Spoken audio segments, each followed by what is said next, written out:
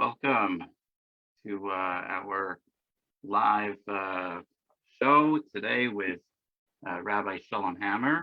Rabbi Hammer has lived in Israel for over 30 years with his wife and his children and grandchildren. Rabbi Hammer works in various capacities as an educator within the Israeli Defense Forces, as a motivational speaker, as well as working within pre-army academies offering education, as well as opportunities for people from different denominations to work together and learn together as part of their pre-army preparation. Recently, Rabbi Hammer has turned his attention to suicide prevention and mental health awareness and breaking stigma around mental health. Rabbi Hammer lost his daughter to suicide a short while ago. His daughter Gila, whom he'll tell us more about during the course of our conversation, and that was instrumental in his turning his attention to this important area, which is obviously something that we at Rufwan and Nefesh are happy to see him working in this area and continuing the efforts of many to help break the stigma around mental health. Rabbi Hammer is really a world-renowned speaker for many years. He goes around many communities, both in Israel and in the diaspora, Europe and the United States and Canada, available for talks about mental health awareness and breaking the stigma. He also has a very active online presence, which we'll be mentioning throughout the program, which we hope that you'll check out at his website, rabbihammer.org, as well as, or is it rabbihammer.com, I'm sorry, as well as his handle on Facebook and YouTube, and all the other social media are Rabbi Hammer, and we'll be posting links to those in the comments as we go forward. So welcome, Rabbi Hammer. Thank you so much for joining us. Thank you. Thank you, Rabbi. Thank you for hosting me. Absolutely. We're glad to have you. Okay, so I was wondering if you could start off a little bit by telling us about your daughter and the experience that you had with her during her lifetime, and how that led you to founding Gila's Way, which is the program which you founded to help end mental health stigma and bring more mental health awareness. Right. Well, that's a mouthful of questions. I'll try to address each one accordingly. To talk about Gila in terms of our daughter, in terms of who she was, that is probably covering the first 16 years of her short life. She died at the age of 18 from suicide, but the first 16 years, and it is important to mention, and very, very important for us, by the way, as a family, to consistently remind ourselves that this was a girl who was Gila. Gila Kishma Kenhi. That was exactly what she exhibited: happiness, joy. She was an unbelievable character. Her face was radiant. People could see pictures of her, rosy cheeks and bright eyes, and just a countenance that she almost looked like an animated character. And people really who knew her fell in love with her very quickly. She was a social butterfly. She loved to cause problems and do all kinds of pranks and joke around. She was jovial, innocent, but very, very rambunctious and vivacious. This was the kind of person that she was. And it's important for me to mention that because if or when people get a hold in terms of knowing or identifying with who she was, and I would be bold enough to say who she is, they realize that you're dealing with someone who they would never, in their wildest dreams, ever think that she was someone who was suffering, that she was someone who fell into a deep, dark place of depression, and certainly not that she was someone who would ever entertain taking her own life. So when we talk about Gila, there's the first 16 years, the majority of her life, the kind of kid that was happy-go-lucky. By the way, of all of our children, Kenara, we have 6 children and 3 in-laws who we consider part of our children, 3 grandchildren. But of all of our children, Gila was kind of like the most sort of happy-go-lucky, and the least, or let's say the one who required the least amount of maintenance, if you may. And she was low maintenance. She ran on her own motor. She didn't have great concerns. She usually didn't have with us deep personal conversations about problems or issues. She was just happy, she just kind of ran the trend of every day in a very, very happy and vibrant way.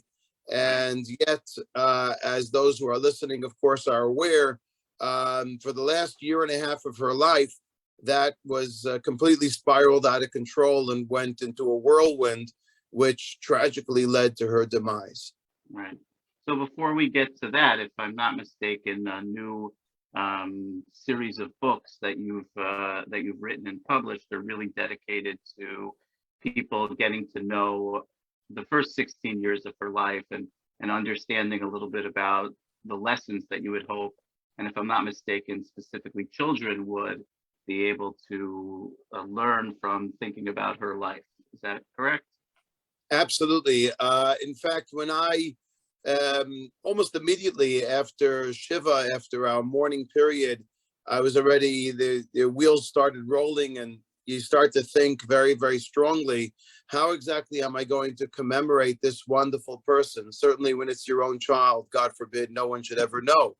And the first thing that immediately came to mind was, and I've written, Baruch Hashem, just give a little push here, but I've written 6 books in the past, regular books. And when I thought about what book naturally I was going to write regarding Gila, the first thing that came to mind is that it would have to be a children's book. And the reason why is because she had such innocence. She loved children. Children loved her. They adored her. She was a madricha here in Bnei Akiva. The kids would flock to her naturally. On top of that, the children books that I wanted to portray, they're all 5 of the books that have been released. They're all stories, animated stories, based on real, true events in her life. Gila had 2 absolutely outstanding attributes. One was that she was a mekabelet kol adam b'sever panim yafot. She would accept every person as they were with graciousness, happiness, and a smile on her face.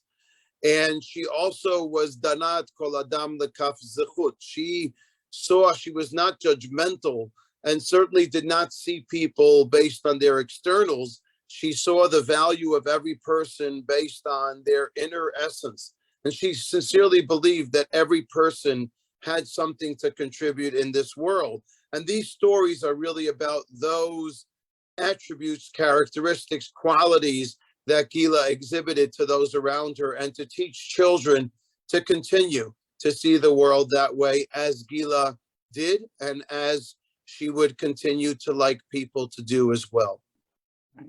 Beautiful. And, I think that for us at Refuat Nefesh, I think something that we think and talk about a lot is, sometimes when somebody has an illness or a struggle, observers of them can kind of reduce them to just that struggle, and not, see them for the full person that they are, and recognize that, somebody, may have depression, just like somebody may have diabetes or whatever else, but that they're a full human being, and they're not defined just by that one aspect of them, even when it's a very powerful and a big part of who they are as well. So taking that opportunity to share with the world who Gila was, and those important messages is something that is a really beautiful tribute to her. And people who are listening can get those on Amazon, and there are also links to them on your website, rabbihammer.com, as well. I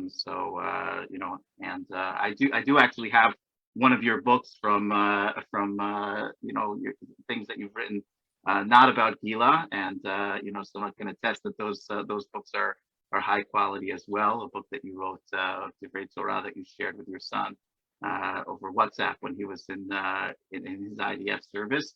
And when my son entered IDF service, I started reading that book as well, and it gave me a lot of comforts during it's difficult to transition to becoming an Army parent. So you can find out all of those things and more on Rabbi Hammer's website. More difficult for them to become to transition to become a soldier. In a way, they're young and reckless in a certain way and carefree. Yeah. Right. Okay, so if we could, turn to those, last year and a half, and seeing a child transition from, being happy and joyous and full of life to really struggling, I imagine is very difficult for any parent.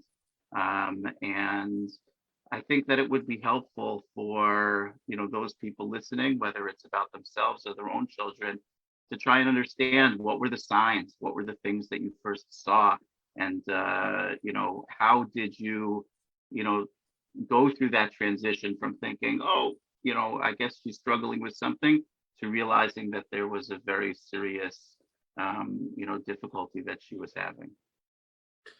Yeah, so that's a very, very good question, and in fact, it's one of the questions that I address on my YouTube channel, or even on the website. There's an immediate video that pops up that people could sign up for, and that is, how do you differentiate between the signs of a typical, so to speak, rebellious teen, and between someone who's really suffering or going through depression, anxiety, and a mental challenge? And that's a very, very good question. Excuse me, generally speaking, just, scientifically speaking, as much as we know, a person who suffers from something like a mental challenge or a mental illness, it usually has to exhibit itself for at least about 2 or 3, or 4 weeks consistently. A teenager will typically demonstrate rebellious behavior. They'll sleep till 1 o'clock in the afternoon. They might not necessarily have such motivation at all times. They might not necessarily participate or be a part of the program, or choose to disassociate themselves. Those things are outstanding characteristics of teens or adolescents, and they happen, but they happen periodically. It's not consistent behavior that haunts them consistently to the extent where it almost disrupts their ability to function and to contribute positively in some form or fashion in society. So at the beginning, Gila really, what she was certainly in the first few months exhibiting were things that, because certainly we weren't so familiar with the area of mental health, we just figured, as did others, that it's typical rebellious teenage behavior. Gila is the second to youngest in our family. We'd seen rebellious behavior before. I myself was the inventor of it. And so it wasn't something that we really questioned. We sort of rolled with the flow. But then later on, and I think it might be important for me to mention, essentially Gila really suffered from probably what would be PTSD, post-traumatic stress disorder. She was sexually assaulted, and she chose, or didn't choose at the time, not to share that with anyone. It was very, very difficult for her, obviously, to emote, to share, to express. I imagine there was embarrassment, and it was a very, very difficult thing. So if something like that, or a trauma, chas v'chalila, that someone goes through, will fester inside someone, basically what's happening is that they are brewing a storm. And, either someone is going to learn how to vent and to express and to disarm, so to speak, those feelings of anxiety and frustration, or ultimately they'll explode. Now, Gila didn't explode immediately, but she started to exhibit signs whereby there was a lot of lying going on, certain rebelliousness that led eventually. It led into certain substance abuse, the use of marijuana, which shouldn't be underestimated in teens in particular. It's a very dangerous drug, and then it just continued to evolve aggressively into more aggressive behavior. There started to be situations where she just kind of gave up. I'm not going to school anymore. I'm not doing my exams anymore. Sleeping late became sleeping all day. And that's when things become exacerbated, even a little bit before, you have to really, really start asking yourself, wait a minute, I think there's something more going on here than just regular, what we would call classic teen behavior. Or, it moves into more of the delinquent station, so to speak. And this was where we started to realize, certainly we had gone away for about a week or two. I went away to Chutz La'aretz with my wife, and by the time we came back, Gila was not Gila anymore. She was Gila, but she was a different Gila. She was the same Gila, but she was exhibiting behaviors that clearly was terribly, terribly aggressive to us in particular. Demonstrated a tremendous amount that was going on inside of her, a need to somehow and not know how to healthily express herself. And she was expressing herself in a very volatile way. That was already where it really was exacerbated. So when people ask me, for example, okay, how do I know if my teen has moved into the area, God forbid, of a mental challenge or of a mental illness? And the answer generally is that there has to be consistency, and you see slowly but surely a deterioration whereby they're expressing that I'm giving up, that I'm not interested in confronting the day, that I, excuse the expression, am starting to believe that I have very little to live for. And before that happens, a person has to nip that in the bud and immediately say to themselves, hold on, there are signs here that I really have to pay attention to and figure out where they're coming from. Mm-hmm. And at what point did you have Gila assessed or brought to a professional for intervention? Well, I mean, we weren't completely foolish. We understood that there were things brewing, and we even suspected that some kind of incident probably must have happened. On the other hand, we weren't mental health professionals, even though slowly but surely we learned that that term doesn't necessarily guarantee that the person on the other side of the table knows what's going on or knows better than you. And at this point, I will say something very, very important that I like to remind parents, and that is trust your motherly, or, for the lack of sounding sexist, the motherly or fatherly or parental instinct. Trust them, because you as a parent, you might not know professionally in terms of all the terms and the know-hows, but you definitely have that internal instinct that you should trust and that you should recognize, because they're worth a tremendous amount. They say a tremendous amount. And we as parents, we knew that something might be lurking, but at the same time, we didn't trust our ability to confront it with Gila, because we weren't sure if that would be the healthy or the right thing to do. Also, when someone goes through a trauma, if they did, it's not always advisable to confront or force that trauma out, or the feelings that are the results of that trauma out, without that person's consent or willingness. So we were hesitant to do so, but we did start certainly on taking her to a therapist to discuss, to converse. The more that she became resistant to speak to us, openly about things that might be bothering her, we felt it important for her to at least find and address what that she could relate or at least discuss or express to. However, what happened is that generally speaking, she would get to like the third or fourth session with that someone, whether they were right or not, or the right person for her or not, is difficult for us to ascertain. But she would get to that third or fourth session, and then she would pretty much refuse to go back. And the reason why is because they were obviously at that point touching some sensitive nerves that she was not prepared to discuss or would have preferred not to.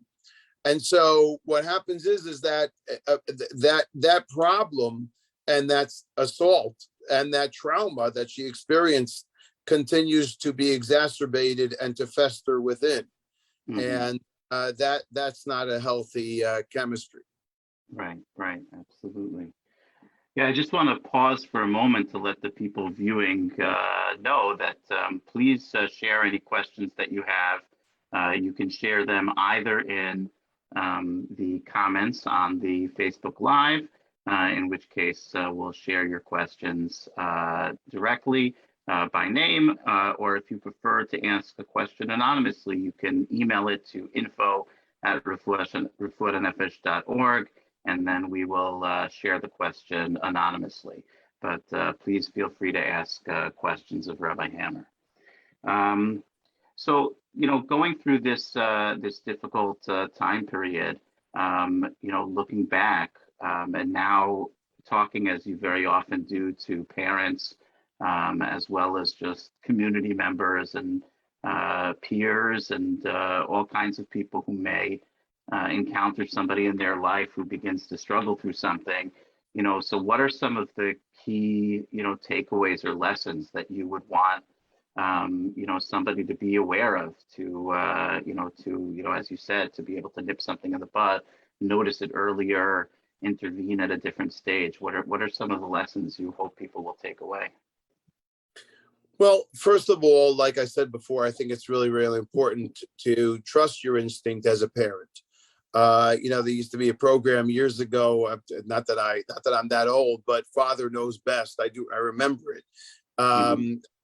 And, to a certain extent, we as parents do know best.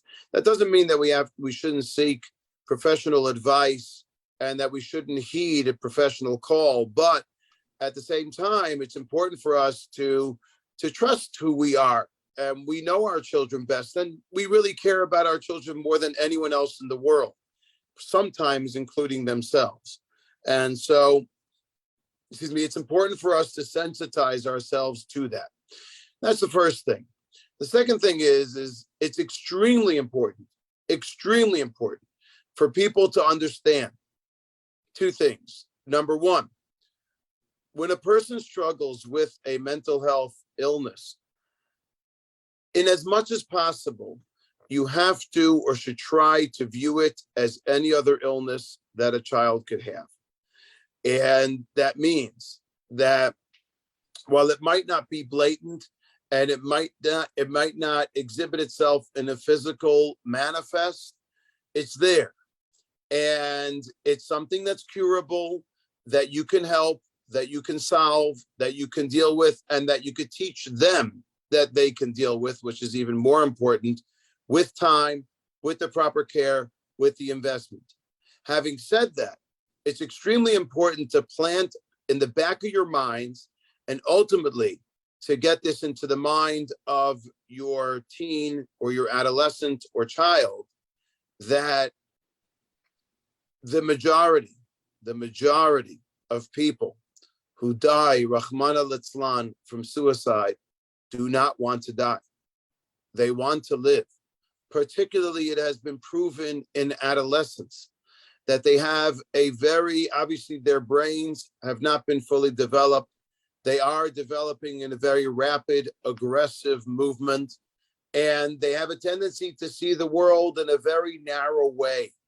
And the decisions that they make, if you can call them that, as teens or adolescents, if you take them or fast forward a few more years ahead into their development, and you demonstrate that patience, and you get them some care, and you get them into the right program where they could start believing in themselves, the vast majority of teens are able to overcome. The human body and the human mindset of resilience is remarkable. And it's very important to remember that yourselves, to remind yourselves of that, and somehow to get that, to transmit that to your children, not in so many words, but in your actions, in your care, in your in your confidence in them. And it absolutely is something very, very important for us to embrace and to remember. I believe wholeheartedly that if Gila should be alive today, if I knew then what I know now, there's almost no question in my mind that we had a very, very high chance of keeping her alive. There were questions that were never addressed to her that we did not know should be addressed. There are issues that were never discussed with her that we weren't aware that should be. I will tell you a very important thing on that note in terms of the desire for people in general to live, and certainly for adolescents who may not be as expressive. And again, like I said, they see the world in a very narrow way. So, for example, if someone has a girlfriend and that girlfriend one day breaks up with him or her, and they go home and they say to their parents, oh, my life is finished. The world has crumbled in front of me. She's not going out with me anymore. I'm done. To us, we say, get over it. Like tomorrow you'll find someone else. It's not such a big deal. But to them, it really is the end of the world. They really see it that way.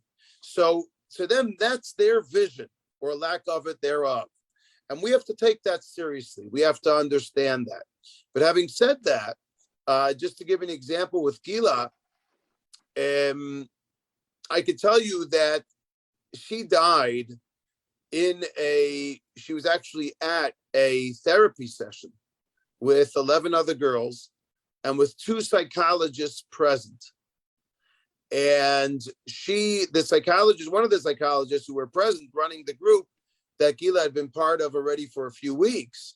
And Gila was not in a hospital. She wasn't admitted to a hospital. She had gone on a hasa'ah, meaning a transport. They she would go to Yerushalayim, to Jerusalem, to participate in this therapy group. And it was in a hospital, in a psychiatric ward. That's where it was held. But she would come home afterwards. And she was there, and she was having a tough time. And the psychologist recognized that she was having a tough time. And she told us that I realized that there were a lot of things that were bothering Gila.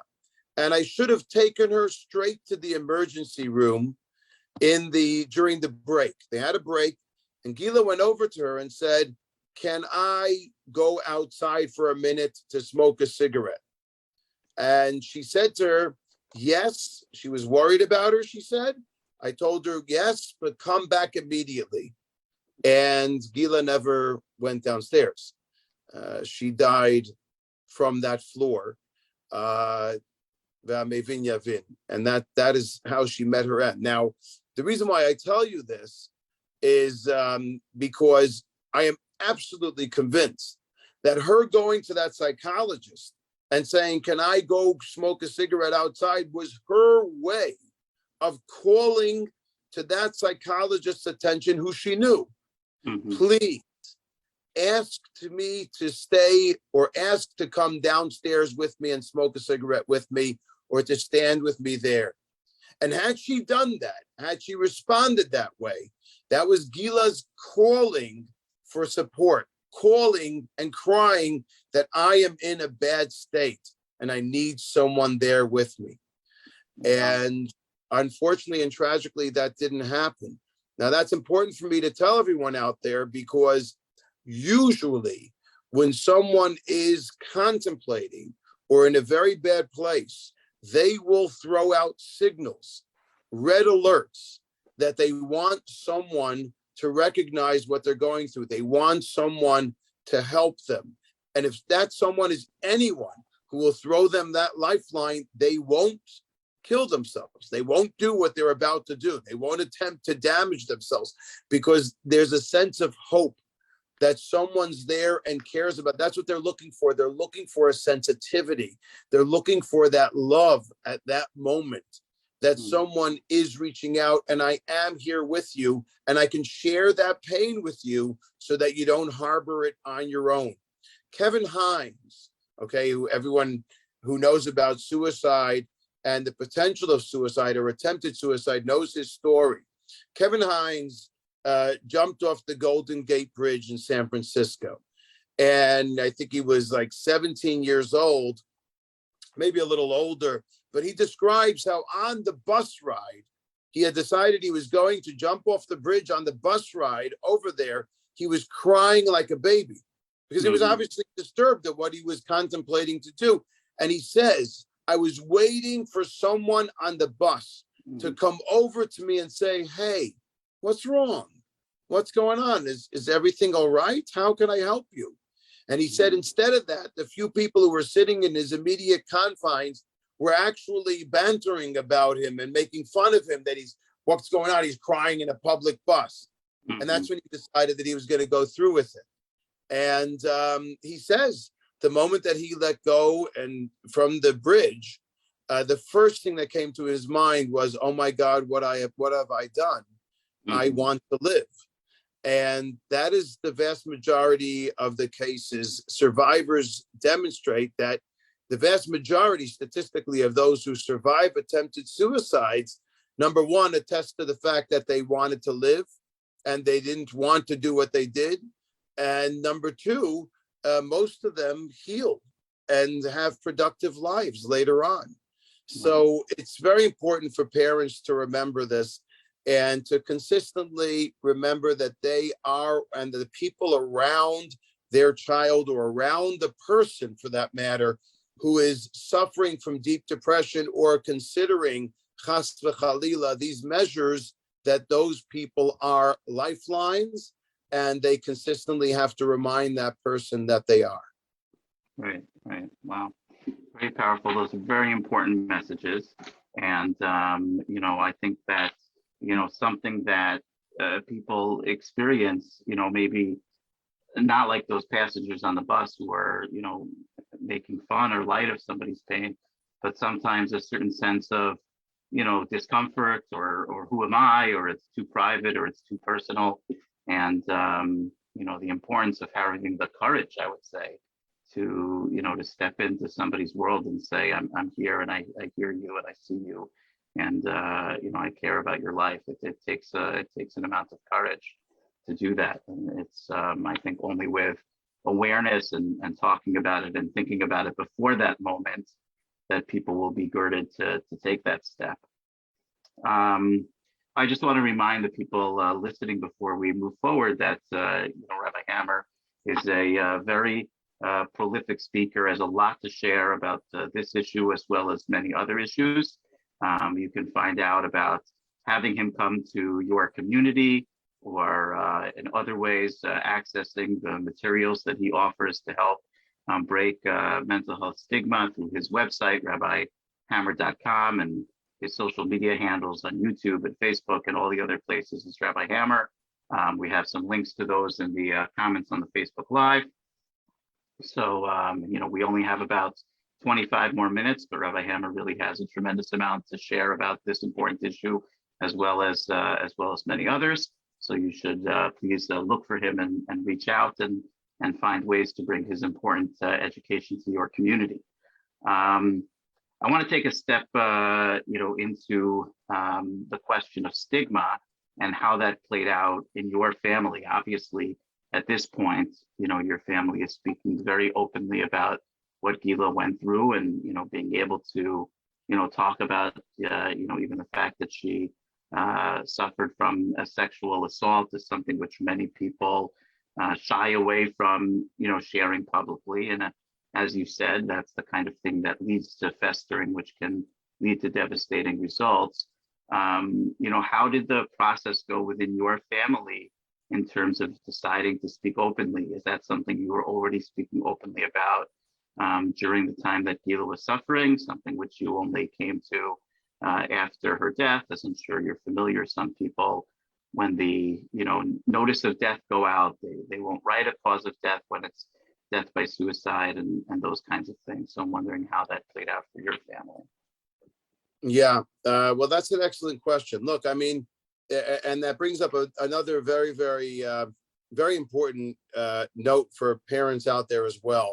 The first is that our family, and I thank God every day. I mean, every day I'm, I'm mourning, but every day I'm also thanking God at the same time. It's kind of a very, very strange existence to live, and lo aleinu, thank God very few people have to deal with this, but those who do understand what I'm saying, and you're kind of torn between two things. But one of the things that I do thank God every day for is my wife and children.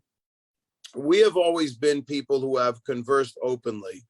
That doesn't mean that we had the answer to all problems. And that doesn't mean that we were, obviously, as everyone sees, that we were absolved of problems. We had challenges and problems in our house like anyone else. But one of the things that I think is a very, very important message and very important for us to remember, and something that we have always tried to adopt, is to speak openly about issues. And we converse with our kids about things, and I'd often bring even sometimes strange questions to the Shabbat table to discuss, to hear what they have to say, especially as, even when they were younger, but certainly as they got older and we start to value, their opinions as mature adults and as, as advanced thinkers. So that's very, very important. And with regards to Gila, we speak openly. We spoke openly when she was alive about things.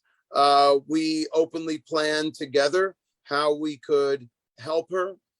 It was a group effort. It wasn't me, it was my kids and my wife even more so.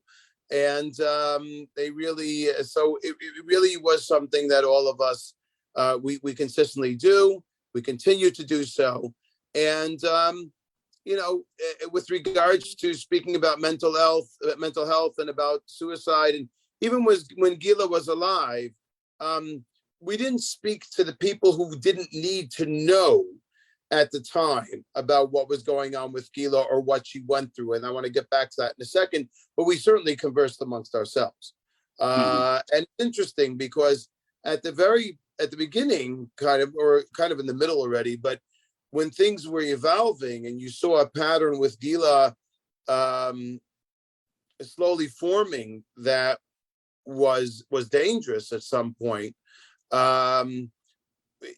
Even two of my kids at that point didn't know to share, and actually had Gila's confidence, but then learned slowly that you have to share, and that especially within the media confines of family, especially to parents, especially to responsible adults, and so on and so forth, in order, it's hatzalat nefashot, in order to save that person's life. Now, having said that, this is an important issue for parents to be aware of. Look, having a child in any chalila ailment or illness, okay, if it's cancer or, if it's, even ADHD, which many kids have, and in mental illness, it's hard. It soaks up a tremendous amount and demands a tremendous amount of strength and attention. It's exhausting. So I tell parents who are dealing with kids who have mental challenges, save your strength, meaning don't feel that you have to answer everybody's questions, and don't feel that you have to share your problems or broadcast them to places that are not going to be beneficial to you, or more importantly, to your child. Choose your sources carefully, not because you're embarrassed and not because you're ashamed that you don't want to break the stigma. That's not the issue. It's because it's exhausting, and you need to reserve your energies for the right places, and the places that are going to be that are going to assist you. And as I said before, more importantly, save and assist your child. So choose your sources carefully. Choose your neighbors who are you going to discuss with carefully. Know that you're not obligated to share with anyone who you feel will not necessarily be beneficial. I remember after Gila died, there were a few people who came to us and said, we didn't know. We didn't know. Why didn't you tell us? And I would tell them, we didn't tell you because we were exhausted and we had to tell the story or tell what was going on with her 4 or 5 times a day to the right people, or at least people who we thought might be the right people. Right. And so you have to save and reserve your energies as such. But we as a family, we don't have so many problems breaking stigmas because we've always been open. But I will tell you that out there are a huge amount of families that I'm shocked in, not only who are not willing to discuss or break those stigmas, but I'll tell you even more so, I'm just so surprised at how many people are not aware of mental health issues, meaning people who would gladly discuss things, but they're just not aware of what happens or not aware of how to react to them and not aware as much that they exist. When I told that to my wife, by the way, she said to me, "It's only chachmat nashim banta beita, right? Only a woman could know." She said, before Gila was ill, you didn't know anything about mental health illness either. Right. And mental health, and she was 100% correct. Unfortunately and tragically, I've been thrown into this, and I know more because of the tragedy that has happened to us. And unfortunately, many times that's when people start to learn more as a result of having deal with these things themselves. Right. Okay, so that really brings me to sort of the next phase of the discussion, which is you're working to bring awareness and to try and affect some change in the broader communal conversation. And what are some of those changes you'd really like to see? I know that your advocacy is very centered around the Israeli scene, and that you already have deep connections within the pre-army academies. What kind of education and awareness would you like to see happening there? And what is the state of awareness and education now? And what changes would you like to see? And what steps are you taking to try and make that happen? Okay, so I guess, I can't speak for the United States because I don't live there. And while I do come to lecture there and speak, and I'm certainly willing to do so, and in other countries as well, I don't consider myself an expert on anything, but I'm probably more familiar with the territory and what goes on in Israel than I am in any other place. Excuse me. In Israel, the state of mental health care is destitute. It's dire. And I know this from chief psychiatrists who are the heads of psychiatric hospitals, psychiatric wards in Israel. There aren't enough psychiatrists. There isn't enough room in the psychiatric units here in Israel. There aren't enough people going into the field of psychiatry, which I believe is the same case in the United States. And it's a very, very serious problem because many of the issues that people are experiencing today, throw in there corona and isolation, withdrawal, the losing of people's jobs, the shift of the workplace to home by yourself in a room as opposed to an office, space that you share with others. You got major serious social issues that are creeping up. Throw into the mix as well the technological age where children are no longer communicating with one another, but sending texts and reading computers and watching and learning on Zoom, as opposed to human interaction and even human touch. It's a very, very serious situation. And mental health issues are only going to get worse. And you don't have to be a genius to forecast that. And we see it happening in front of us. The pandemic of COVID, I often remind people, is not the pandemic of the virus itself. It's the pandemic of the after effects that it will have on people and has on people in their isolation, withdrawal, loneliness, anxiety, mood swings, and so on and so forth. So it's a very, very dire situation. And in Israel, the care has much to be desired.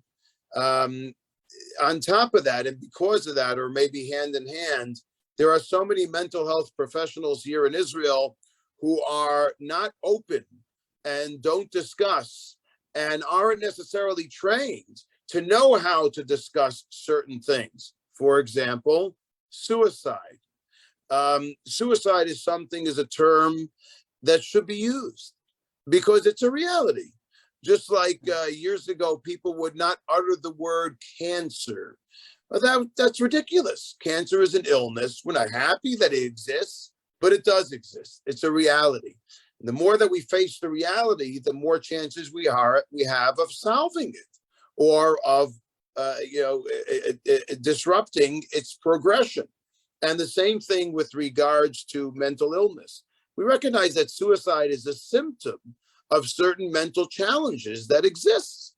And it's not it's by no exaggeration to know that one of the most important things to ask someone who is contemplating or having suicidal ideology or suicidal thoughts is, are you thinking about killing yourself?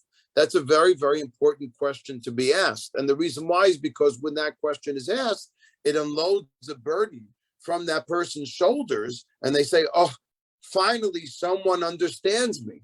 Finally, here's someone who I can speak to mano y mano. And it's very, very important for us to remember that. Those concepts have still yet to be developed in Israel. And for that reason, the first thing that, in response to some of these things, the first thing that I do is I speak, I lecture. God has granted me the gift of the gab. I am a phenomenal lecturer. I'm just joking, Rabbi, but if I say so myself, but I have the gift of the gab.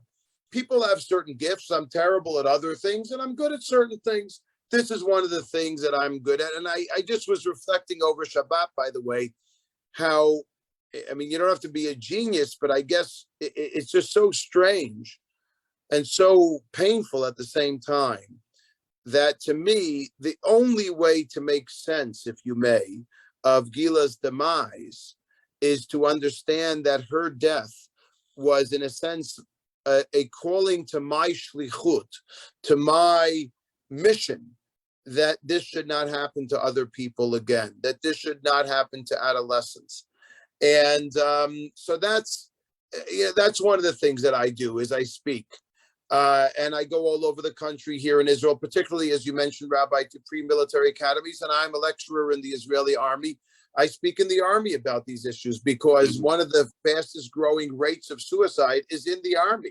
You're talking about kids who have a huge amount of pressure, 18 to 22, 23. Development is still going on. Hormones are popping all over the place, and they have guns. So right. This is a very precarious position for them to be in.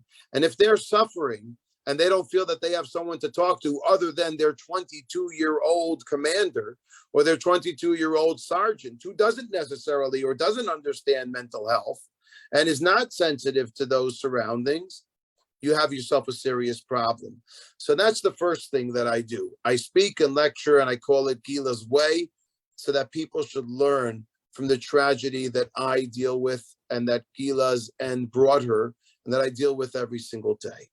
The second thing is, we brought a program, and this is really a vehicle by a fellow named Stuart Katz, who's an amazing guy. He brought a program called Mental Health First Aid. Mental Health First Aid is a program that exists in the United States. It originated from Australia. There are 29 countries that offer this training program, and we give it now in Israel. There are only 12 of us who are certified instructors who can give over the course, but I and my partner, we've given it over now 4 times in Israel. It has a huge impact on people. I have gotten texts from people who have told me that because I took the course, I knew how to respond to someone and they were able to know to bring their child to safety. In other words, it's saving lives. And that's the second effort that we're very involved with. The third is an effort called Navigation to Salvation. It's a system whereby I said to myself, if we can't bring people to psychiatric wards in Israel, then we have to learn to bring psychiatry to them. And I have a team of, it's not a team, I guess, go one or two people who I trust, who are psychologists, who go out in the field and they will go to a person's home and meet with them, not necessarily to administer therapy for them, but to navigate for them, to build for them a program where they can reconstruct them and introduce them once again in a healthy way to the community. Because in the end of the day, a person who's suffering from depression and a person who's going through these challenges, they need to feel or know that they are worth something, that they still have what to contribute to their community, to their confines, to the world. And so it's very, very important for them to receive a message of hope and that there is a future in front of them. So that's another program that we are developing. The other thing that we do, and you mentioned this before, Rabbi, is I have someone who works on this with me, and that's social media. I was never a big self-promotional person. It made me ill. I didn't like that stuff. But with time, I realized after Gila's death that I have to, that the more people who can read my posts, who can read stories, who can hear the facts, who can learn from what's going on in the world of mental health, the more chance I have of helping that person discover how to help the next person. And I've seen this happen. I have seen it happening. I get texts and emails from people, and it really, it's tremendous. While it doesn't take away my pain from my loss, it is comforting to know that they're not experiencing chas v'shalom the same. So that's another thing that we're very, very involved. Every day I post on my Facebook. Every week there are videos on my YouTube. And it's with basic information and interesting things that people can learn about and can apply to themselves as well. And the fourth thing that we're doing now, the fourth and fifth, and then I'll let you move on. One is that we're starting a campaign here in Israel called Spread Joy. And it's Spread Joy. It's based on Gila. We're actually starting it on Gila's birthday, April 5th, Dalid Nisan this year. And it'll be on Bar Ilan University campus. And it's called the Spread Joy Day, whereby all the university students during break will come to the middle, as many as would like, can come to the middle of the heart of the campus. And we're going to have placards around that area describing what you can do to make a difference by asking someone a question, or by smiling to someone and opening a conversation, or by being the signs that you should be aware of people who might be suffering. This is a campaign that we hope to run on all university campuses throughout Israel. It's the future, it's the youth, and it will hopefully introduce to them the very basic fundamentals of signs and signals and how to approach those people who might be going through things and where to turn to if they are. And finally, I'm developing a number of teen courses for adolescents here in Israel, based on coursework from the United States. Even some of them, I'm even working on getting licensing from them to bring them here to Israel. But we're developing a program for an hour, 2 hours, 3-hour session where we go into schools, youth groups, and discuss with kids about their emotions, discuss with kids even about suicide, discuss with kids basics on mental health so that they're aware of it. They know that it exists. They're not embarrassed to speak about themselves or to others. And with time and with the ability to converse, hopefully we're able to solve the problems that much more. Wow. That's quite an array of different endeavors that you're engaged in, all of which seem to be crucial. And I just, point out the obvious to the people watching that, all of these things take time, and people's time and efforts require funding.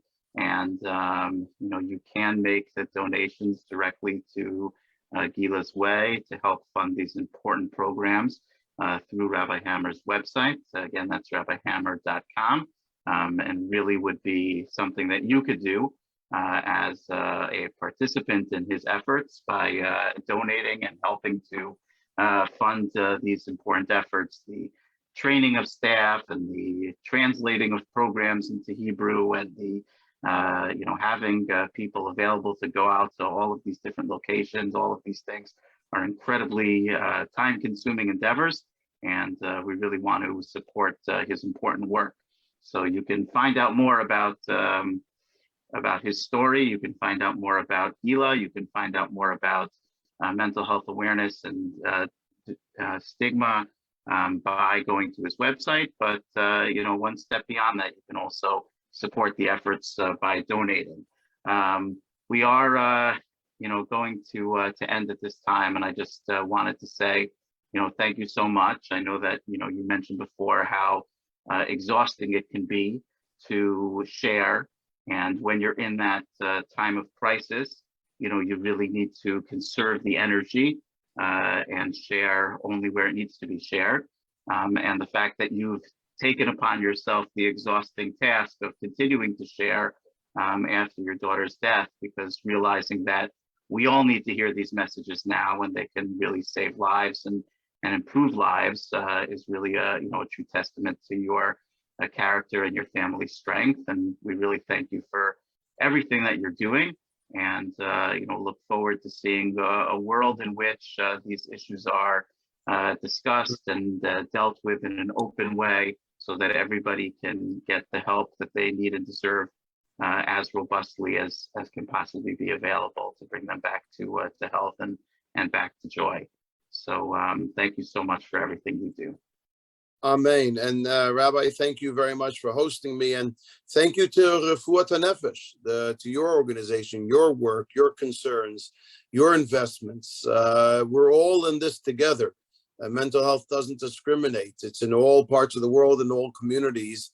And I thank you for being part of this together with us, and hopefully many more places and people involved, and we'll be able to save lives together and to see only joyous occasions. Amen. Amen.